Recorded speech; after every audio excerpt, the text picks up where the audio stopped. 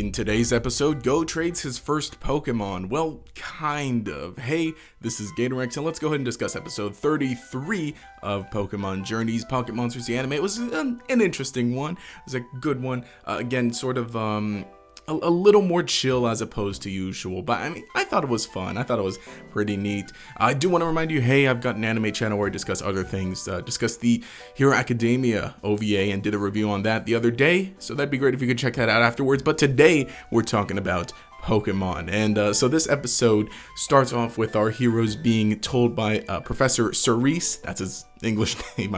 I'm so used to the original one, but he lets them know that there's actually a trading event at the Pokemon Center. So they head off and decide to check things out. We see some people trading Pokemon, and Go thinks it'd be an interesting idea to trade some Pokemon. I don't know, personally, I don't see that being a thing that Go would be interested in, but nonetheless he decides to. And as we see by the time the episode concludes, it's like I said, not really.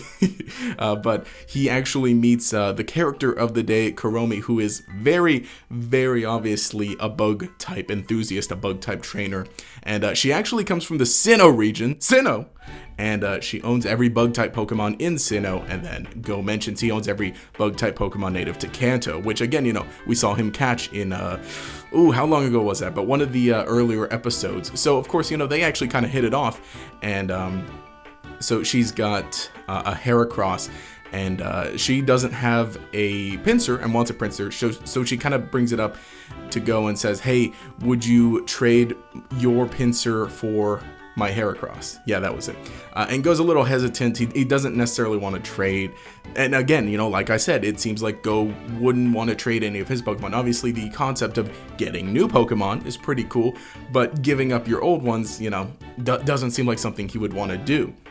But though, at the same time, Kuromi is actually a participant in the Pokemon World Championship, and so Ash actually ends up challenging her to a battle, and they battle. The battle isn't very long. It's over pretty quickly because, of course, Pikachu just takes Heracross down like that because, Pikachu's just Pikachu. But it's a neat little entertaining battle. But one thing I do like, though, is that the character that they battle in this episode ends up kind of sticking with them for the rest of the episode.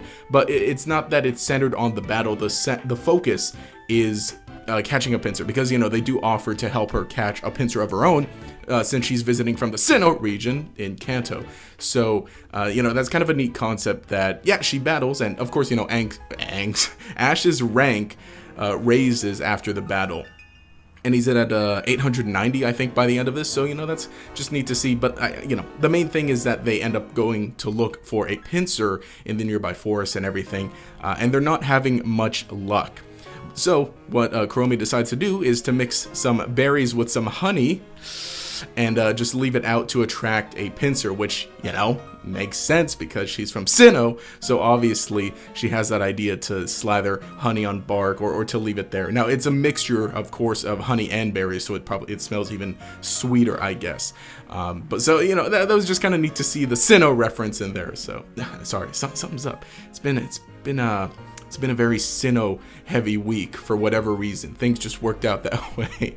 But regardless, they actually end up encountering Team Rocket, who Team Rocket stumbles across the honey, the honey mixture, as they're very, very hungry. And they're very hungry because Morpeko is actually living in their base now and ate all their food. How Morpeko, I didn't catch if that was something that happened in an earlier episode where Morpeko followed them from the Galar region to there. I didn't catch that, but regardless, it's living with them now and is eating all their food. Which, is hilarious. So if we're going to see more Morpeko follow them around more, so that's great. Choodle, we haven't seen much of Choodle lately, but I like that idea of Choodle being the biting Pokemon that, bites and everything, and then Morpeko being the one that just eats everything. I like the idea of these two Gen 8 Pokemon, and honestly, ideally, I would love if they end up catching these Pokemon and using them rather than, the gacha machine, which, is an interesting idea, but a lot of people actually just really aren't fans of it. And, I understand that. It's cool we get to see, them use new and different Pokemon in every episode they're in, but I do like the idea of Pokemon like this following them around and, you know, being with them, being their partner Pokemon, as annoying as they are. So anyway, while they're eating, Morpeko is actually satiated and returns to his form, and he just runs off, he buzzes off to do whatever. So yes, the main gang runs into Team Rocket, and they battle. Of course, you know, the Gotcha Machine comes down, and of course he gives them bug Pokemon. Well, not really. They get a Scolipede, which is a bug Pokemon, but they also get a Drapion, which is not a bug Pokemon, for the record. I always thought that one was weird, the, you know, Skorupi into Drapion, but I mean, it looks like, it started off as a bug, it looks like a bug, learns bug moves, but is dark poison, which is a good typing though, but okay, weird side tangent. And once they bring these Pokemon out, they run right to the honey and start eating it, which, you know, is a good funny gag. As yeah, I honestly like that, because we get to see more so that, yes, honey attracts these bug type Pokemon. Of course, as we know from the Sinnoh games. I'm sorry, that Sinnoh joke is dumb. But either way, when their bug-type Pokemon don't want to battle, Meowth brings out a net gun and ends up capturing most of them, leaving only Go, Heracross, and Pinsir to battle. So Pinsir, of course, you know, being Go's shy Pokemon, you know, this was seen more throughout the episode, but we also saw it in one of the other episodes, you know, beforehand, of Pinsir having this more shy personality. And, you know, it is pretty neat that we get to see it carry over. So, you know, Pinsir doesn't want to battle, but Heracross is still there, so Go actually gets a chance to battle with Heracross, and they make a really good team too. They fend off Team Rocket just like it's nothing. You know, interesting though. Of course, Pikachu beats Heracross, Heracross beats Team Rocket, so I guess that's the order of power, I guess, set up. So they're dealt with. But then after all of this, a wild Pinsir shows up, and Go is the one who has to catch it because he's the only one out of the net. And okay, honestly, if anyone else, I guess, would have tried to throw a Pokeball, it wouldn't have worked. It had to be Go because he's got the magic touch.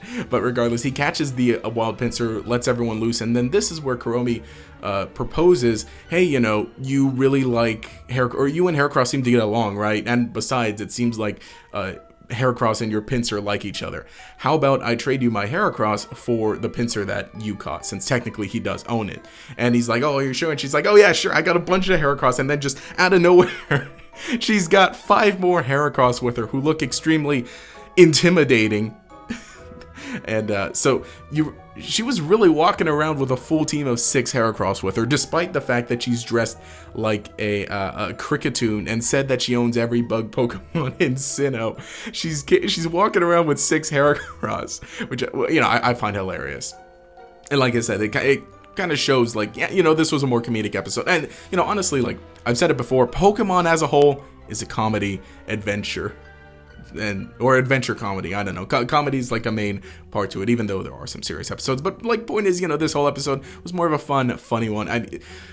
You could tell right away with Kuromi's design, like, yes, this was meant to be a funny episode. But, you know, regardless, the episode ends with them conducting their trade, and Go ends up with a Heracross, as we knew though, because this was something in the new opening that started going. Was it really only last week? Yeah, last week it started. So we knew that Go was gonna have a Heracross. But, you know, I guess it maybe might have made some sense, I guess, when setting things up at the beginning of this episode. But, you know, regardless, Go ends up with a Heracross and Pinsir are now together, I guess. So that'll be interesting to see how their personalities work off of each other, whether Pinsir will show up in more battles. And, you know, Go battled in this episode, so that was, you know, pretty neat to see. Again, you know, that's not like, okay, there's been a lot of discussion about Go, and maybe I'll make a whole separate video for that, but I like Go. He's, you know, a nice character. I think he and Ash work well together, and, you know, he can also work well on his own, as we saw with last episode, and, you know, I guess I'm part of this episode. But, you know, overall, it was like just a nice, fun, chill episode, and again, great Sinnoh references. But yeah, let me know what you think in the comments below. Again, I want to remind you, on my anime channel, I'm reviewing the Yu-Gi-Oh! 7s series as the episodes are coming out.